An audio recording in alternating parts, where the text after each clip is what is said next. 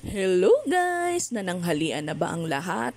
Kung hindi pa, pues eto, tara magluto na tayo ng masarap na dinuguan. Ito nga pala ang mga gagamitin natin at isasangkap sa ating dinuguan. Meron tayong siling green, bawang sibuyas, luya, syempre ang karne, gata, at ang aming sikreto na pampasarap ay ang papaya. Simulan na nating magisa ng bawang. Hintayin lang natin na mag-brown ng konti ang bawang at siya na rin nating isunod ang sibuyas. At pagkatapos ng sibuyas, ilagay naman natin ang luya. At isunod na rin natin syempre ang ating karning baboy. Halu-haluin natin ang karne hanggang sa ito ay maluto. At pagkatapos nga nitong maluto, huwag nating kakalimutang isunod naman ang ating papaya. Ang papaya kasi ay bukod sa nakakapagpadagdag na ng sangkop. Ay ano ba yan? Pinagsama ko ang sahog at sangkop.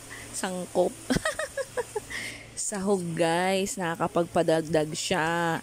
Bukod sa karne ay meron na ring gulay, kaya mas masarap. Tapos kaming mga Bilcolana, dinadagdagan talaga namin yan ng pampakrim. Ito ay ang gata. Lagyan na natin ng asin at saka natin takpan, pakuluan natin yan. At pagkakulo, tcharan! Oops, hindi pa yan luto. Meron pa tayong ilalagay, yung gata. O diba? By Coco Mama. At habang kumukulo nga pala siya, halu-haluin nyo para hindi siya magdikit yung ilalim. Masusunog kasi yan, lalo kung malakas ang inyong apoy. Kaya hina lang kapag nilagay nyo na yung gata. Babaan nyo lang ng apoy, saka natin ilalagay ang godo ng ating babsi. O yan, hindi ba? Napakasarap. Pero guys, kung hindi naman kayo kumakain ito, pwede naman kayo i-skip nyo na ang aking video kasi alam nyo na, iba-iba naman ang ating relihiyon. Kaya pasintabi lang po sa mga hindi kumakain ng dinuguan at lagyan natin ng paminta para mas lalong magkalasa. Lagyan din natin ng daon ng laurel.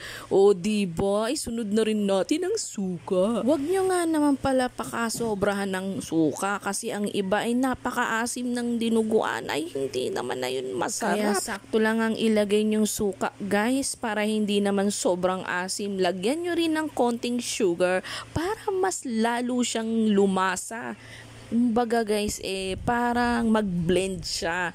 Malabas ang suka, yung lasa ng asim, yung lasa ng medyo manamis-namis na medyo maalat. Luto na pala guys. See you on my next video. Follow for more.